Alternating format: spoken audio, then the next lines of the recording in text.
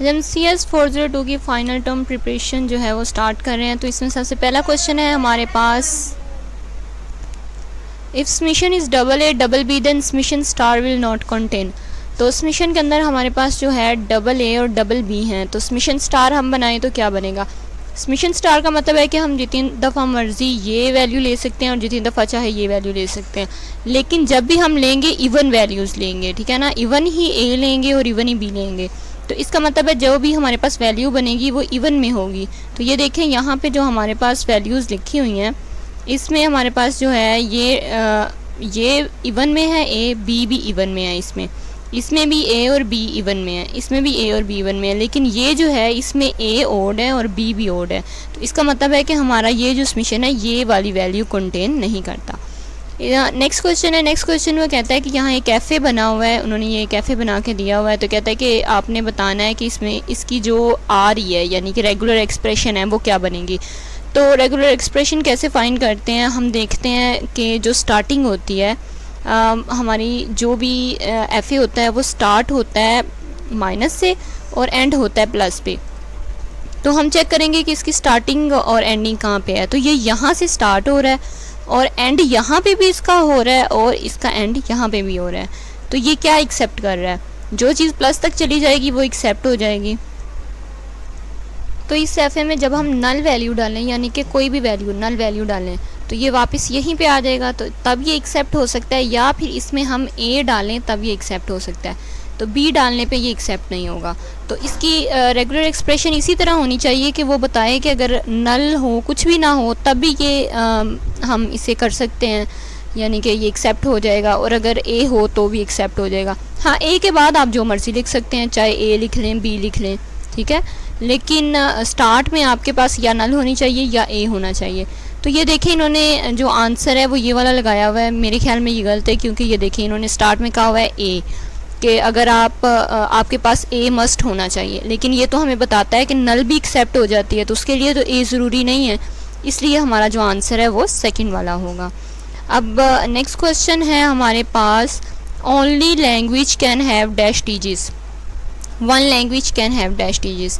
एक लैंग्वेज के कितने टीजीज होते हैं, एक लैंग्वेज में मोर देन वन टीजीज हो सकते हैं। लेकिन यही स्टेटमेंट अगर वो आपको पूछ लेता है कि one language can have dash F edge, तो एक लैंग्वेज का एफ ए सिर्फ एक ही होता है, तब आप ओनली वन कहेंगे, लेकिन अगर वो टीजीज पूछता है तो मोर देन वन।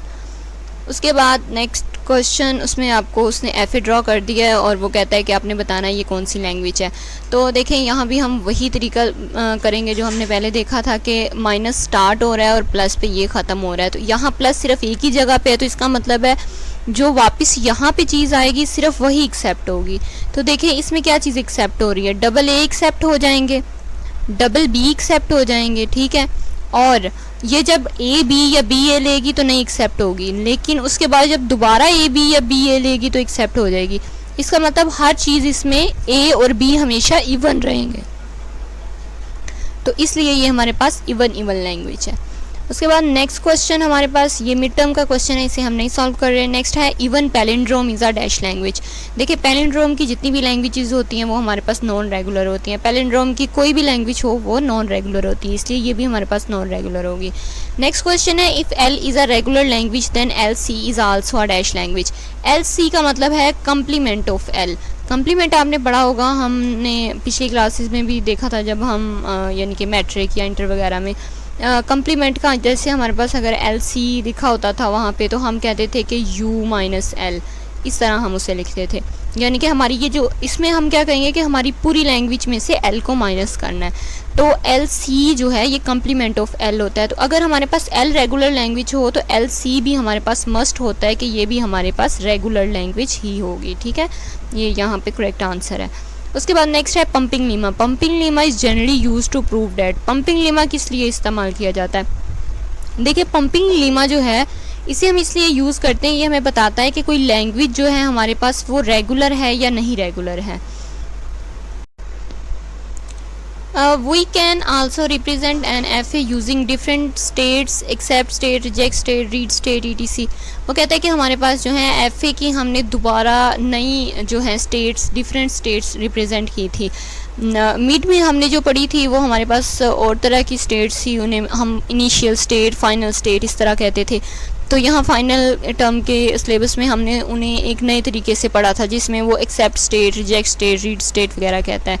तो कहता है कि इसमें से आपने बताना है कि जो फाइनल स्टेट है वो कौन सी है। ठीक है, हमने फाइनल स्टेट को क्या नाम दिया था। तो देखिए यहाँ पे जो हमारे पास एक्सेप्ट स्टेट है वो हमारे पास फाइनल स्टेट थी। वो इस तरह है कि जहाँ पे हमारा एक्सेप्ट हो रही होती है वैल्यू, प्लस हम डालते हैं ना, तो हम कहते थे कि हम प्लस डालते हैं। पहले हम कहते थे कि यहाँ पे हमारी वैल्यू फाइनल हो जाती है, यानी कि एक्सेप्ट हो जाती है, तो इसे हम फाइनल स्टेज कहते थे। तो अब क्योंकि यहाँ पे एक्सेप्ट हो रही थी तो अब हम इसे एक्सेप्ट स्टेट कहते हैं। और इसी तरह जो रिजेक्ट स्टेट है इसे हम पिछले वाले में कह रहे थे डेड स्टेट, यहाँ पे इसे हम रिजेक्ट स्टेट कह रहे हैं। और इसी तरह रीड स्टेट और इनिशियल स्टेट भी आपके पास थी। तो ये जो हैं आपके इस तरह के टॉपिक्स हैं। ये देखें, मैंने कहा मैं नोट्स से भी आपको वाज़ेह कर दूँगी। ये आपके पास स्टार्ट स्टेट है, स्टार्ट स्टेट को आप इनिशियल स्टेट कहते हैं। पहले आप इनिशियल स्टेट इसे कहते थे, यहाँ पे हमने इसे स्टार्ट स्टेट कहा है।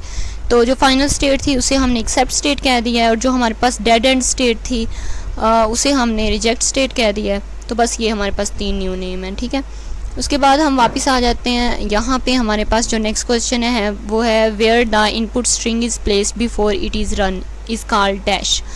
कहते हैं कि एक हम जब स्ट्रिंग के अंदर अपनी इनपुट स्ट्रिंग होती है, हम यानी कि रन करने से पहले अपनी जो स्ट्रिंग होती है उसे कहीं पे स्टोर करते हैं। हमने देखा था कि हम उसे एक इस तरह का हमारे पास टेप बना होता था, उसके अंदर जो है हमारे पास पार्टीशंस बनी होती हैं, तो उसके अंदर हम उसे स्टोर कर लेते हैं अपनी स्ट्रिंग को। ठीक है, स्ट्रिंग को रख देते हैं, जब तक हम उसे यूज़ नहीं करते हम इसके अंदर पड़ी रहने देते हैं। यानी कि हमारे पास यहाँ अगर ABC इस तरह पड़ी हुई हैं तो हम इसके अंदर रख देते हैं। इसे हम कहते हैं इनपुट टेप। तो इनपुट टेप के अंदर हम उसे स्टोर कर देते हैं, और फिर जब हमने रन करवानी होती है तो हम इनपुट टेप से लेके तो उसे रन करवा देते हैं। तो इसलिए हमारा जो यहाँ करेक्ट आंसर है वो होगा इनपुट टेप, क्योंकि वो पूछ रहा है कि आप पहले बिफोर रन उसे कहाँ पे स्टोर करते हैं, तो हम उसे इनपुट रन टेप में स्टोर करते हैं। नेक्स्ट हमारे पास क्वेश्चन है an FSM can be considered as TM, लेकिन ये आपका जो क्वेश्चन है ये भी मिड टर्म का है, तो इसे हम नहीं देख रहे। नेक्स्ट क्वेश्चन है हमारे पास the process of finding the derivation. इस क्वेश्चन में वो कहता है the process of finding the derivation of the word generated by particular grammar is called. तो किसी पर्टिकुलर ग्रामर में जब हम फाइंडिंग का प्रोसेस करते हैं, जिसमें हम किसी जनरेट किए हुए वर्ड की डेरिवेशन को ढूंढते हैं, वो प्रोसेस क्या कहलाता है? वो प्रोसेस हमारे पास जो है पार्सिंग कहलाता है। ठीक है, तो हमारे पास जो है पार्सिंग की 2 टाइप्स भी होती हैं, टॉप डाउन पार्सिंग होती है और बॉटम अप पार्सिंग होती है। तो ये मैंने यहाँ पे आपके लिए लिख दिए हुए हैं। नेक्स्ट हमारे पास क्वेश्चन है the first rule of converting the given CFG in CNF। जब हमने CFG से CNF में कन्वर्ट करना होता है तो हमारा पहला प्रोसेस क्या होता है? हम जो है सबसे पहले CYK एल्गोरिथम, जो हमारा पहला प्रोसेस होता है ना, उसे हम CYK एल्गोरिथम कहते हैं। और इस प्रोसेस को जो है प्रपोज किया था जॉन कॉक ने। ये भी अक्सर MCQs आ जाता है, तो इसलिए मैंने एडिशनल लिख दिया हुआ है। तो उसके बाद हमारे पास एक TM उसने बना दी है। तो कहता है कि ये आपके पास TM है, तो आपने बताना है कि इसका जो फॉर्मूला आप समझ लें, आपने बताना है कि क्या है। तो ये देखें, जो A की पावर N की फॉर्म में हमारे पास फॉर्मूला होता है ना, वो इसका फॉर्मूला होता है। तो A power N, B power N, A power N, इस तरह का फॉर्मूला होता है। ये आपने ऐसे ही याद रख लेना। तो ये क्वेश्चन है हमारे पास अल्फ़ाबेट जो है ABCCC का एक सेट बना हुआ है। तो कहता है कि हैज़ नंबर ऑफ़ लेटर्स, इसमें कितने नंबर ऑफ़ लेटर्स हैं। देखिए नॉर्मली हम किस तरह करते हैं कि A को एक लेटर कंसीडर करते हैं, B को एक लेटर कंसीडर करते हैं, लेकिन इस सेट के अंदर हम इस पूरे को एक लेटर कंसीडर करेंगे। एक कॉमा से दूसरे कॉमा के दरमियान में जो होगा उसे हम एक लेटर कंसीडर करेंगे। तो यहाँ पे देखिए, यहाँ A है, यहाँ पे BC और यहाँ पे CC। तो हमारे पास यहाँ टोटल 3 लेटर्स हैं। नेक्स्ट क्वेश्चन है हमारे पास if R1 is a regular expression then R1 star is R dash. देखें ये हमने रूल पढ़े थे, मुझे लगता है ये भी हमारा मिड का क्वेश्चन है, लेकिन चलें हम इसे सॉल्व कर लेते हैं। कहता है कि अगर R1 रेगुलर एक्सप्रेशन है तो R1 स्टार क्या होगी। हमने देखा था कि अगर R1 और R2 दो रेगुलर एक्सप्रेशंस हों तो R1 मल्टीप्लाई R2 भी रेगुलर एक्सप्रेशन होती है, R1 स्टार भी रेगुलर एक्सप्रेशन होती है और R2 स्टार भी रेगुलर एक्सप्रेशन होती है। तो क्योंकि इसने R1 और R1 स्टार का कहा है तो ये हमारे पास रेगुलर एक्सप्रेशन होगी। RE का मतलब रेगुलर एक्सप्रेशन होता है। नेक्स्ट क्वेश्चन वो कहता है, ये दो उसने हमें जो है ग्राफ बना दिए हैं और कहता है कि आप बताएं इसमें से जो ये नीचे ऑप्शन दे दिए हैं FA है, NFA है, TG है या क्या चीज़ है, ठीक है। तो सबसे पहले मैं आपको रूल बता देती हूँ। हमारा FA के लिए ये रूल होता है कि जो भी हमारा FA होता है ना, उसमें से जो भी यानी कि एक स्टेट है ना, तो अगर हमारे पास दो अल्फ़ाबेट हैं A और B, तो हर स्टेट में से एक A निकलेगा और एक B निकलेगा। कंफर्म है ना, तो A 2 दफ़ा निकल सकता है, ना B 2 दफ़ा निकल सकता है, और ना ऐसा हो सकता है कि A निकल जाए B रहने दे। यानी कि अगर A और B दो अल्फ़ाबेट हैं तो हर दफ़ा ज़रूरी है कि एक A और एक B निकले, कंफर्म, ठीक है। ये हमारी जो है FA की कंडीशन होती है। तो अगर हम यहाँ देखें तो यहाँ ये कंडीशन फुलफ़िल हो रही है। ये देखिए यहाँ पे A और यहाँ पे B, इसके दो निकल रहे हैं। और अगर आप सेकंड से देखें तो यहाँ से भी A और B, यहाँ से भी दो एरो है। इसी तरह अगर आप थर्ड वाले को देखें तो यहाँ से भी A और B, यहाँ से भी दोनों एरो जा रहे हैं। और अगर आप फोर्थ वाले में देखें तो ये देखें A और B दोनों यहाँ पे यूज़ हो रहे हैं, ठीक है। और अब ये जो लास्ट वाला है इन्फिनिट वाला जो है, ये देखें इस पर भी दोनों यूज़ हो रहे हैं। A और B जो है उन्होंने लूप बना दिया है, इसका मतलब इस पर सब यूज़ हो रहा है। तो इसका मतलब है ये हमारा FA होगा। तो फर्स्ट हमारा जो है वो FA होगा। तो अगर आप देखें तो ये हमारा क्वेश्चन यहीं पे क्लियर हो गया है कि फ़र्स्ट हमारा FA होगा, ठीक है। तो अब FA पहला तो उन्होंने कहीं और लिखा ही नहीं हुआ, ठीक है। तो ये हमारा यहीं से कन्फर्म हो गया। फिर भी हम इसे देख लेते हैं। अब चेक करें नॉन FA के लिए क्या होता है कि जहाँ हर स्टेट में से आपके ये दोनों नहीं निकल रहे होंगे, किसी में होंगे किसी में नहीं होंगे, इस तरह करके। तो अगर हम चेक करें तो ये देखिए 1 से A का एरो निकल रहा है, B का एरो निकल रहा है, ठीक हो गया। ये तो FA की कंडीशन को फॉलो कर रहा है। अगर हम 2 पे आ जाएं तो यहाँ पे B का एरो तो निकल रहा है लेकिन A का एरो नहीं है, इसका मतलब ये फुलफ़िल नहीं कर रहा है। इसी तरह आप 3 पे देखें तो A का एरो है, B का नहीं है, 4 पे कुछ भी नहीं है, तो इसका मतलब ये हमारा NFA है। तो हमारी जो फर्स्ट वाली स्टेटमेंट है वो ट्रू हो गई। अब नेक्स्ट क्वेश्चन देख लेते हैं। नेक्स्ट क्वेश्चन में कहता है we can not write regular expressions for all. हम सब के लिए रेगुलर एक्सप्रेशंस नहीं लिख सकते। किन के लिए?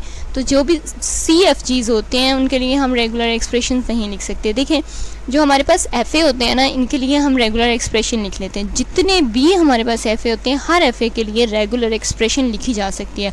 मतलब आप इस तरह समझ लें कि जिसके लिए रेगुलर एक्सप्रेशन ना लिखी जाए वो FA नहीं बनता। इसी तरह जितने भी TG होते हैं, मैंने अभी आपको शायद पहले बताया था कि FA जो है ये हमें कुछ रिक्वायरमेंट देता है। जैसे हमने पिछले क्वेश्चन में देखा कि हर एक में से पूरे निकले, ना कम ना ज़्यादा। लेकिन TG में ये अलाउ होता है कि ठीक है आपको जितने चाहिए उतने लगा लें, जो नहीं चाहिए वो छोड़ दें एरो, ठीक है।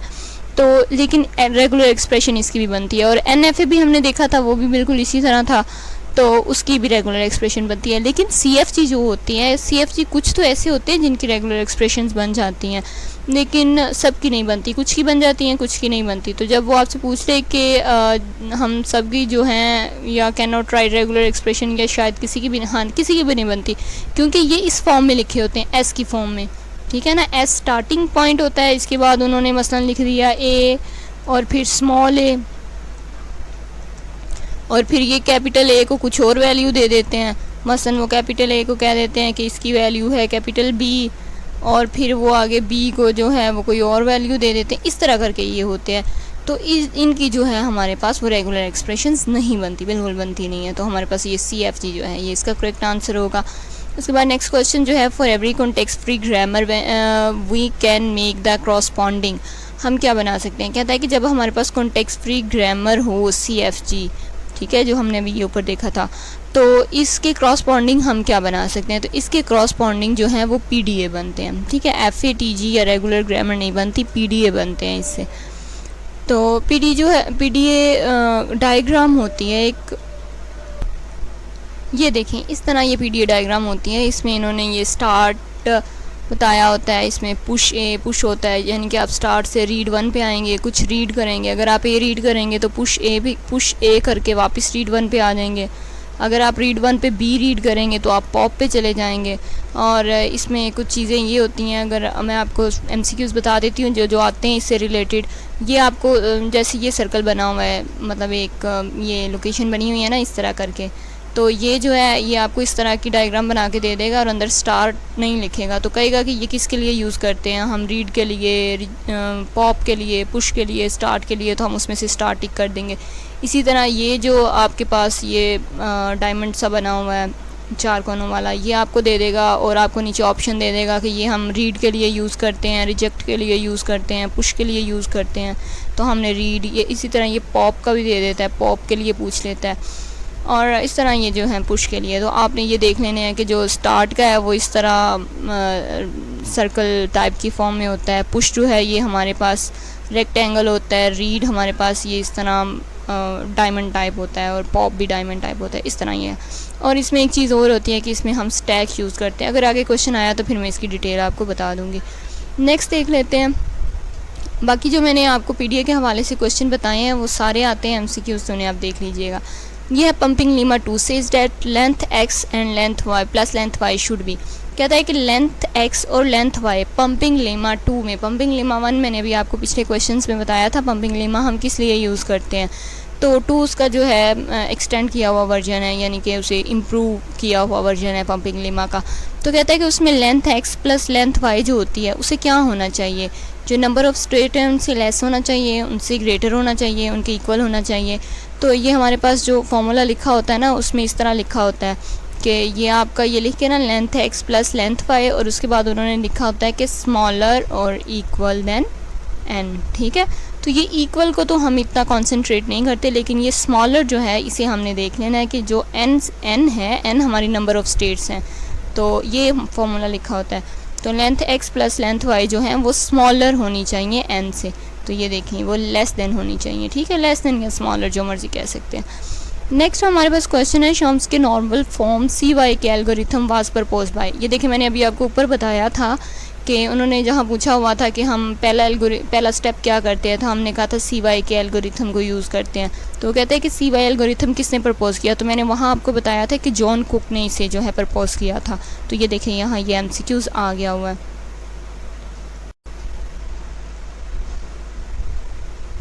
तो नेक्स्ट क्वेश्चन है हमारे पास, ये उन्होंने एक डायग्राम दी हुई है, कहता है the above machine is an TG। ये एक TG है किस चीज़ का, तो ये ट्यूरिंग मशीन है। ठीक है, ये ट्यूरिंग मशीन होती है हमारे पास जहाँ हम स्टार्ट और हेल्ट वगैरह को रिप्रेजेंट करते हैं, और होती FATG जैसी है, लेकिन इसमें जो है हम स्टार्ट हेल्ट और ये चीज़ें जो है रिप्रेजेंट करते हैं इसमें। तो ये हमने किस लिए यूज़ की थी, हमारे पास हम क्या करते थे कि जो हम फाइंड करते थे FATG और PDA वगैरह से हम लैंग्वेज को आइडेंटिफाई कर लेते थे, लेकिन कुछ लैंग्वेज अभी भी हमारे पास ऐसी थी जो आइडेंटिफाई नहीं की जा सकती थी। तो उसके लिए फिर हमने जो है ट्यूरिंग मशीन एक बनाई थी जो हमारी बाकी की लैंग्वेजेस को जो है आइडेंटिफाई करती थी। इसे डेवलप किया था एलन मैथसन ने, मैथसन क्या वर्ड है, ओके, एलन मैथसन आपने देख लेना है, इसने डेवलप की थी इस मशीन को। तो ये साथ में जो सब MCQs होते हैं इनसे रिलेटेड बाकी आ सकते होते हैं वो मैंने लिखे होते हैं। उसके बाद वो कहता है कि the language of palindrome define over an alphabet set AB can be recognized by. कहता है कि एक लैंग्वेज है आपके पास palindrome over an alphabet set जिसमें A भी हैं, तो उसे किससे रिकॉग्नाइज्ड किया जाएगा, तो इसे हम PDA से रिप्रेजेंट करते हैं। PDA का एक्चुअली जो फुल स्टैंड फॉर्म है वो इसकी पुश डाउन ऑटोमेटन है। तो इसमें हम स्टैक यूज़ करते हैं, स्टैक के ज़रिए हम इन्हें जो पुश डाउन किए जाते हैं। स्टैक में आपको पता है ना कि एक चीज़ ऊपर आती है तो जो ऊपर पड़ी होती है वो नीचे चली जाती है, ऊपर न्यू आ जाती है, तो इस तरह। तो इसलिए हम जो है पैलिंड्रोम के अंदर इसे PDA को यूज़ करते हैं। उसके बाद हमारे पास जो नेक्स्ट क्वेश्चन है वो ये है, which of the following statement is are true और फॉल्स। आपने दोनों स्टेटमेंट लेनी है और इनमें से बताना है कि ट्रू कौन सी है और फॉल कौन सी है। तो यानी कि ये नीचे ऑप्शन है तो आपने चूज़ कर लेना है। तो वो कहता है the Turing machine is similar to the finite automaton but with an unlimited and unrestricted memory. और दूसरा वो कहता है the Turing machine much more accurate model of general purpose computer. इन्होंने यहाँ कहा हुआ है कि स्टेटमेंट 2 और 1 दोनों करेक्ट हैं, लेकिन ऐसी बात नहीं है, सिर्फ स्टेटमेंट 1 करेक्ट है इसमें, क्योंकि जो ट्यूरिंग मशीन होती है सिर्फ वही जो है सेम होती है इसके साथ, फिनिट ऑटोमेशन के साथ। फिनिट ऑटोमेटा के साथ, यानी कि ट्यूरिंग मशीन को हम टीएम कहते हैं और फिनिट ऑटोमेटा को हम एफए कहते हैं। तो ट्यूरिंग मशीन और फिनिट ऑटोमेटा तकरीबन सेम होते हैं बिल्कुल, सिर्फ ट्यूरिंग मशीन में ये फ़र्क होता है कि इसमें जो मेमोरी है वो अनलिमिटेड होती है, इसकी जो इनपुट टेप है वो अनलिमिटेड होती है, इसमें हम जितना मर्ज़ी डाटा या जितनी मर्ज़ी स्ट्रिंग को सेव कर सकते होते हैं। तो इसलिए सिर्फ इनकी जो है अनलिमिटेड मेमोरी का फ़र्क होता है, अनलिमिटेड और अनरिस्ट्रिक्टेड, यानी कि जितनी मर्ज़ी मेमोरी यूज़ कर लें, बस यही फ़र्क होता है। फिनिट ऑटोमेटा में अनलिमिटेड नहीं होती, ट्यूरिंग मशीन में होती है, ये सिमिलर होती हैं। लेकिन ये अगर वो जो कह रहा है ना मच मोर एक्यूरेट मॉडल, ऐसा कुछ नहीं होता, ये सिर्फ फर्स्ट वाली जो आपकी स्टेटमेंट 1 ट्रू है। उसके बाद नेक्स्ट वो कह रहा है which of the following is the first phase of compiler on the basis of functionality. तो जो है फर्स्ट फेज़ क्या है कंपाइलर का, जब हम कंपाइल करते हैं तो कंपाइलर का फर्स्ट फेज़ क्या होता है, वो सबसे पहले हमारे जो कोड होता है उसको स्कैन करता है, तो ये हमारा फर्स्ट फेज़ है।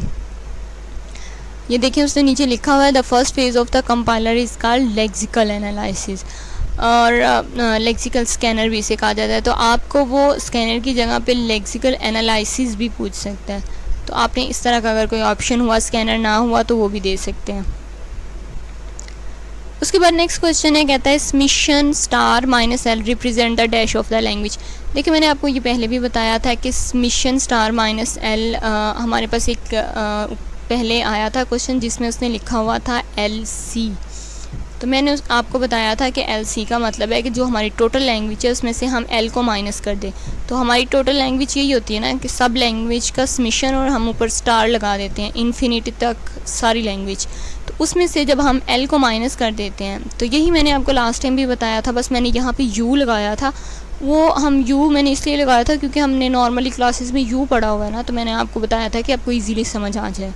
तो जो है LC वो हमारा होता है, यानी कि कॉम्प्लीमेंट ऑफ L होगा अगर हम टोटल लैंग्वेज में से L को माइनस कर देंगे। तो ये देखें यहाँ पे उसने कॉम्प्लीमेंट का ऑप्शन दिया हुआ है, तो आप कॉम्प्लीमेंट को जो है वो चूज़ कर लेंगे।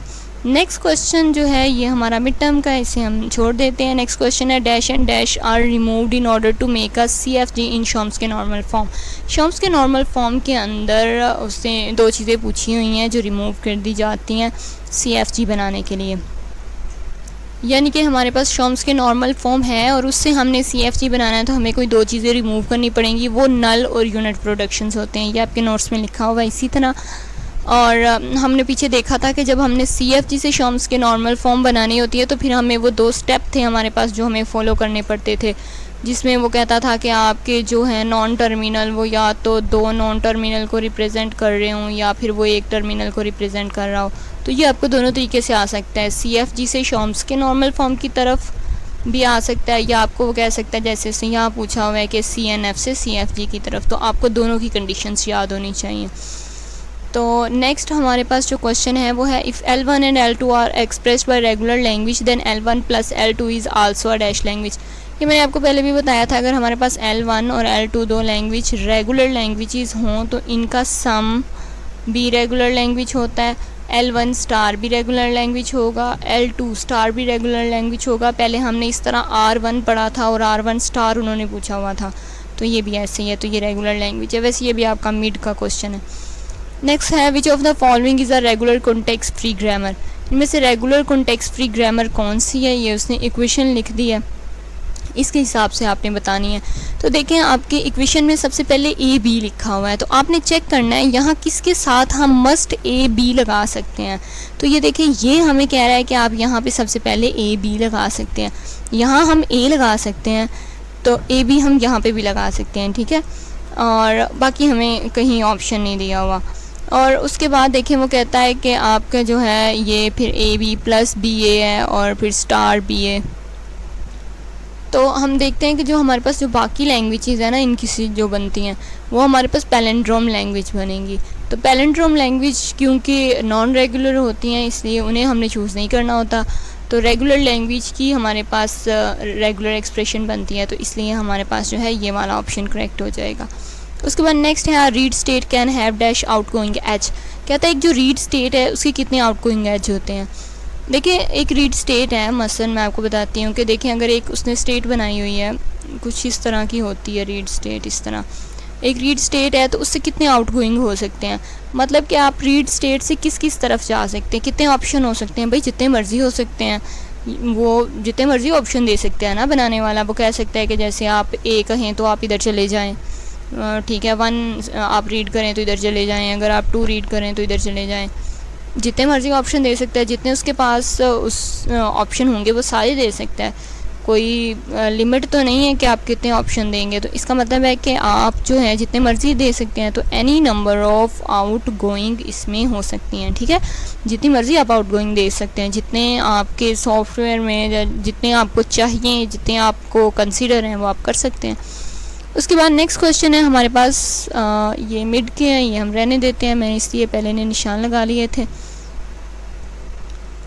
तो ये है हमारे पास, who did not invent the Turing machine. Turing machine किसने इन्वेंट नहीं की।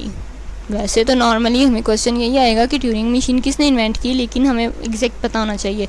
ये देखिए 2 नाम उसने लिखे हुए हैं, एलन ट्यूरिंग और M Turing.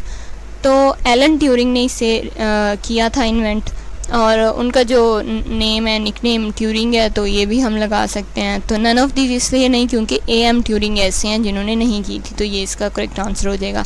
Which statement is true. तो the tape of Turing machine is infinite. ये आपने स्टेटमेंट याद रखनी है। जो हमारी ट्यूरिंग मशीन की टेप होती है वो इन्फिनिट होती है। ऊपर हमने देखा था कि हमने वो देखा था, जब डिफरेंस देखा था एफ ए के साथ, तभी हमने देखा था कि इसमें इन्फिनिट मेमोरी होती है, ठीक है ना, इसीलिए ये एफ ए से डिफरेंस थी। हमने ये डिफरेंस ऊपर भी देखा था इन्फिनिट मेमोरी वाला, और यहाँ भी उसने वो स्टेटमेंट पूछी हुई है, तो the tape of Turing machine is infinite. उसके बाद नेक्स्ट क्वेश्चन है रेगुलर लैंग्वेज। रेगुलर लैंग्वेज क्या होती है। रेगुलर लैंग्वेजेस मैंने आपको बताया था पहले कि जितनी भी रेगुलर लैंग्वेजेस होती हैं वो तो ज़ाहिर है वो फिनिट ही होती हैं। तो बाकी जो नॉन रेगुलर होती हैं उनके लिए फिर हम आगे फार्मूला वगैरह लगा के तो अप्लाई करते हैं, इस तरह चेक करते हैं उन्हें। नेक्स्ट क्वेश्चन है हमारे पास, every regular expression can be expressed as CFG but every CFG can not be expressed as regular expression. तो ये स्टेटमेंट ट्रू है। इसका भी हमने कंसेप्ट ऊपर देखा था। हमने देखा था कि जो CFG हैं, मैंने आपको उसमें ये बताया था कि जो CFG होती हैं उसमें हम हर CFG के लिए रेगुलर एक्सप्रेशन नहीं बना सकते, किसी किसी के लिए बना सकते होते हैं। तो उसके बाद नेक्स्ट हमारे पास क्वेश्चन है ये, वो कहता है consider the language L of the string, जिसमें ये सेट है एक A और B का। तो अगर एंडिंग A हो तो क्योंकि अब हम इससे बहुत सारी क्लासेस जनरेट कर सकते हैं, हमें कोई लिमिट तो नहीं बताई हुई आप ए बी को कितना यूज़ कर सकते हैं, तो इसलिए हम इनसे फिनिट जो है क्लासेस यूज़ कर सकते हैं इसकी। तो इसलिए जो एल है वो रेगुलर लैंग्वेज होगी। उसके बाद हमारे पास क्वेश्चन है the word formal in formal language mean. जो फॉर्मल लैंग्वेजेस होती हैं उनमें फॉर्मल का मीनिंग क्या होता है। उनमें फॉर्मल का मीनिंग होता है only the form of the string of symbols is significant.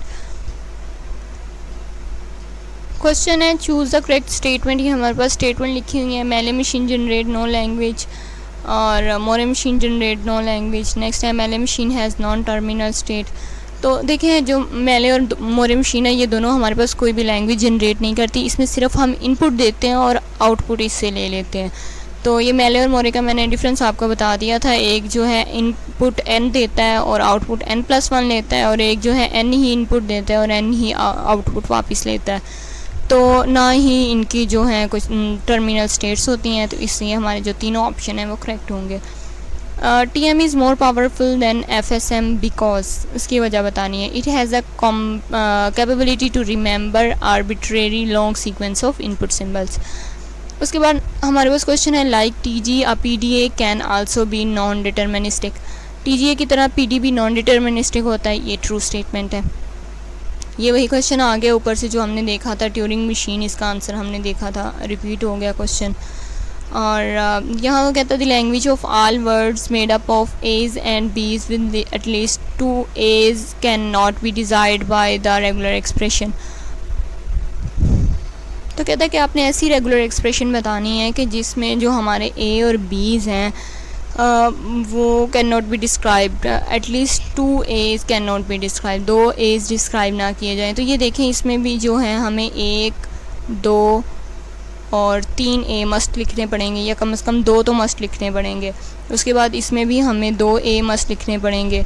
इसमें भी हमारे पास ये A और ये A, ये 2 मस्ट हैं। जिनके ऊपर स्टार लगा होता है उन्हें हम नल कर सकते होते हैं, जैसे हम B को नल कर सकते हैं या इस वैल्यू को नल कर सकते हैं, लेकिन जिसके ऊपर स्टार नहीं लगा होता उसे हमने ज़रूर लिखना होता है। तो ये तीनों जो हैं इन सब में 2 A तो ज़रूर आ रहे हैं। तो वो कहता है कि हमें ऐसी रेगुलर एक्सप्रेशन दें जिसमें 2 A ना आते हों। तो ऐसी कोई भी नहीं है, तो हम नन ऑफ द दीज कर देंगे इसका आंसर। नेक्स्ट क्वेश्चन है, if L is regular language then L C is also. ये मैंने आपको बहुत दफ़ा बता दिया हुआ है कि एल सी हमारे पास कम्प्लीमेंट ऑफ एल है और ये भी हमारे पास रेगुलर लैंग्वेज होती है। In C F G the symbols that can't be replaced by anything are called. जो सी एफ जी सिम्बल्स, ये मुझे लगता है रिपीट होने लग गए हैं। टर्मिनल, ये भी हमने ऊपर किया था। नेक्स्ट है, which of the following is not a regular language. इनमें से कौन सी जो है वो रेगुलर लैंग्वेज नहीं है। ये हमने किए थे, string of zeros whose length is perfect square. जो फिनिट लैंग्वेज हमारे पास होती है उनका तो हमें पता होता है कि ये रेगुलर लैंग्वेज है, लेकिन जो इनफिनिट हमारे पास होती है ना, उनका हमें कंफर्म नहीं होता कि ये अब रेगुलर लैंग्वेज है या नॉट रेगुलर है, क्योंकि उसमें से कोई रेगुलर भी हो सकती है, कोई नॉट रेगुलर भी। तो उसके लिए हम जो है पंपिंग लेमा उस पर अप्लाई करते हैं और फिर फाइंड करते हैं कि ये जो हमारी लैंग्वेज है ये रेगुलर है या नहीं है। तो इसका करेक्ट आंसर जो है ये वाला होगा। उसके बाद नेक्स्ट क्वेश्चन जो है वो है कि if the F A has an states. अगर एक एफ ए है उसकी एन स्टेट्स हैं तो test the words of the length less than n if no word is expected by this F A the dash words. ये आपको इसने question दिया हुआ है। पहले आप एफ ए देख लें, एफ ए आपके पास किस तरह होते हैं। एफ ए आपको पता होगा कि आपके पास जो हैं वो कुछ स्टेट्स बनी होती हैं। स्टेट्स क्या होती हैं, इस तरह जो सर्कल बने होते हैं उन्हें हम स्टेट्स कहते हैं। तो वो कहता है कि अगर आपके पास एन स्टेट्स हों तो ये आपके पास जो है, अगर आपके एफ ए की एन स्टेट्स हों और जो वर्ड की लेंथ है वो एन से कम हो तो ये कोई भी वर्ड को एक्सेप्ट नहीं करता। ये आपके पास एज इट इज़ स्टेटमेंट जो है हैंड्स आउट में लिखी हुई है, ये देखें मेथड 3 के अंदर ये आपके पास लिखी हुई है। उसके बाद नेक्स्ट क्वेश्चन है, नेक्स्ट क्वेश्चन में कहता है in C F G the symbols that can't be replaced by anything are called. वो सिम्बल्स जो किसी से भी रिप्लेस नहीं किए जा सकते। हम किन सिम्बल की बात कर रहे हैं। सी एफ जी में इस तरह सिम्बल्स लिखे होते हैं। ये जो है एस हमारा जैसे एक्स एस को बिलोंग कर रहा है, एस इन्फिनिटी ये नल को बिलोंग कर रहा है, इसी तरह एक्स डबल ए को बिलोंग कर रहा है, वाई ए बी को बिलोंग कर रहा है। इस तरह हमारे पास सिंबल लिखे होते हैं। तो अब देखें जो एस है ये एक्स को कर रहा है और एक्स आगे डबल बी को कर रहा है, तो इसका मतलब है हम एक्स को रिप्लेस कर सकते हैं, एक्स की जगह डबल बी लिख सकते हैं। ठीक है, तो जो हम रिप्लेस कर सकते होते हैं वो नॉन टर्मिनल्स होते हैं। और जैसे अगर हम डबल ए लिख दें तो डबल ए को हम रिप्लेस नहीं कर सकते। तो जिन्हें हम रिप्लेस नहीं कर सकते वो हमारे पास, जिन्हें रिप्लेस नहीं कर सकते वो हमारे पास टर्मिनल होते हैं। तो यहाँ उसने पूछा है कि जिन्हें रिप्लेस नहीं कर सकते, लेकिन अगर वो यही स्टेटमेंट दे के आपको पूछ लेता है कि जिन्हें हम रिप्लेस कर सकते हैं वो सिंबल्स कौन से होते हैं, तो वो आपके पास नॉन टर्मिनल्स होते हैं। नेक्स्ट क्वेश्चन है which of the following is a regular language. इनमें से कौन सी रेगुलर लैंग्वेज है। कहता है string of odd number of zeros, जिसमें ऑड नंबर ऑफ ज़ीरोज़ होंगे वो आपके पास रेगुलर लैंग्वेज होगी। देखिए रेगुलर लैंग्वेज के लिए ये हमारे पास पैलेंड्रोम लिखा हुआ है। आपको पता है कि पैलेंड्रोम और हमारे पास जो प्राइम लैंग्वेज थी वो दोनों हमें कंफर्म है कि वो इरेगुलर होती हैं, तो ये तो नहीं हो सकती। फिर उसके बाद है कि zeros whose length is prime number.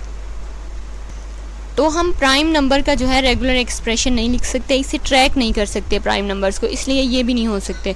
तो ये दो नहीं है तो ऑल ऑफ दिस तो हो ही नहीं सकता, तो इसलिए हमारा ये क्वेश्चन है, फर्स्ट वाला ऑप्शन करेक्ट है। नेक्स्ट है which of the following pair of regular expression are equivalent. ये कौन सी, ये दो उन्होंने हमें रेगुलर एक्सप्रेशन दी हुई हैं और वो कौन सी दो रेगुलर एक्सप्रेशंस इक्वल हैं।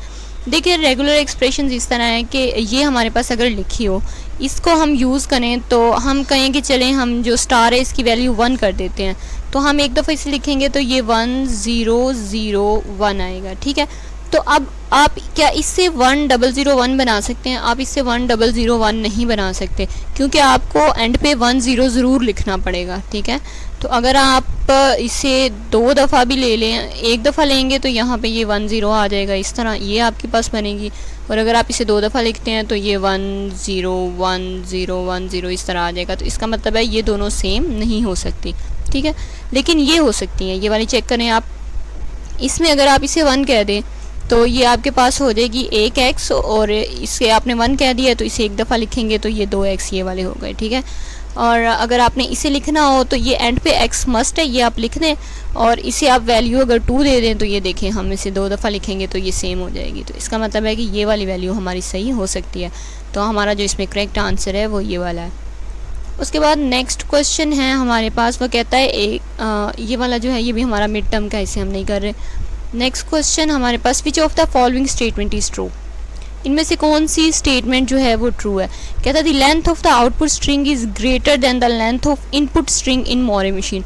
मोरे और मेले मशीन दो हमारे पास कॉन्सेप्ट हैं। जो हमारे पास मोरे मशीन होती है इसमें output string is greater than the length of input string, लेकिन जो मेले मशीन होती है इसके अंदर दोनों इक्वल होती हैं, इनपुट और आउटपुट की जो लेंथ है वो इक्वल होती हैं। तो इसका इस तरह का उसने कोई ऑप्शन नहीं दिया हुआ, यहाँ उसने कहा है लेकिन वो मोरे मशीन का कहा हुआ है। अगर वो यहाँ पे मेले मशीन लिख देता तो ये वाला ऑप्शन भी करेक्ट हो जाना था, लेकिन यहाँ पे क्योंकि हमारी लेंथ ऑफ आउटपुट स्ट्रिंग जो होती है वो बड़ी होती है और इनपुट जो होती है वो एक कम होती है। मतलब इसका फॉर्मूला इस तरह होता है, मैं आपको बता देती हूँ। ये जो हम इनपुट देते हैं वो n होता है और जो हमारे पास आउटपुट आता है वो n+1 आता है। तो इसलिए हमारे पास जो आउटपुट है वो बड़ा होता है और इनपुट हमारे पास छोटा होता है। मेले मशीन में हमारे पास ये वाली स्टेटमेंट मेले मशीन की है, यहाँ पे अगर मेले मशीन लिख दें तो ये स्टेटमेंट करेक्ट हो जाएगी। उसके बाद नेक्स्ट क्वेश्चन है, कहता है if A CFG has only productions of the form, ये उसने 2 कंडीशंस दी हुई हैं। तो कहता है कि then the CFG said to be, तो हम CFG को क्या कहेंगे अगर उसमें 2 कंडीशन फुलफ़िल हो रही हूँ। तो CFG क्या होता है, CFG अभी मैंने आपको ऊपर दिखाई थी, जो वैल्यूज़ इस तरह जो लिखी होती है ना, ये हमारे पास जो वैल्यूज़ होती हैं ये हमारा CFG होता है। तो कहता है कि अगर CFG में 2 कंडीशंस फुलफ़िल हो जाए, हम इसे कॉपी कर लेते हैं नीचे पेस्ट करके, तो इसे चेक कर लेते हैं। कहता है कि अगर इसमें CFG के अंदर 2 कंडीशन फुलफ़िल हो जाए ना, ये थी ना, तो इसके अंदर अगर हमारी 2 कंडीशन फुलफ़िल हो जाती हैं तो हम इसे क्या कहेंगे। 2 कंडीशंस उसने वो दे दी हुई हैं हमारे पास। तो वो 2 कंडीशन क्या है कि वो कहता है कि जो आपके पास है ना नॉन टर्मिनल, वो या तो 2 नॉन टर्मिनल को रिप्रेजेंट कर रहा हो, जैसे ये देखें आप यहाँ पे जो हमारे पास नॉन टर्मिनल है, नॉन टर्मिनल क्या होता है, जो कि हम कहते हैं नॉन टर्मिनल वो होता है जिसे हम रिप्लेस कर सकते हैं। तो हमारे पास जैसे ये नॉन टर्मिनल है, इसे हम रिप्लेस कर सकते हैं ना, तो ये जैसे नॉन टर्मिनल है इसे हम रिप्लेस कर सकते हैं। और वो कहता है अगर वो 2 नॉन टर्मिनल को रिप्रेजेंट कर रहा हो, जैसे ये देखें ये non terminal in 2 non terminal को रिप्रेजेंट कर रहा है। और दूसरी कंडीशन कहता है कि अगर आपका नॉन टर्मिनल एक टर्मिनल को रिप्रेजेंट कर रहा हो, और यहाँ पे ऐसी कोई वैल्यू नहीं है, जैसे वो अगर कह देता कि x हमारा सिर्फ b को कर रहा है, b एक टर्मिनल है ना, ये देखें, लेकिन ये 2 नॉन टर्मिनल को कर रहा है। कहता है अगर आपकी जितनी भी ये सारी वैल्यूज़ हैं ये सारी इन 2 को फॉलो कर रही होंगी, ठीक है, आपके जितने भी नॉन टर्मिनल लिखे हुए हैं या तो वो 2 नॉन टर्मिनल को रिप्रेजेंट कर रहे हों या फिर एक टर्मिनल को। अगर आपकी सारी वैल्यूज़ इन 2 रूल को फॉलो कर रही होंगी तो फिर हम उस CFG को CNF कह सकते हैं। ये शॉम्स्की नॉर्मल फॉर्म होती है, इसे हम CNF भी लिखते हैं, तो ये आपको CNF भी कह सकते हैं। तो ठीक है ना, अगर हमारा CFG इन 2 टर्म्स को, इन 2 कंडीशंस को फुलफ़िल करेगा तो हम उसे CNF कह सकते हैं। उसके बाद नेक्स्ट क्वेश्चन है हमारे पास,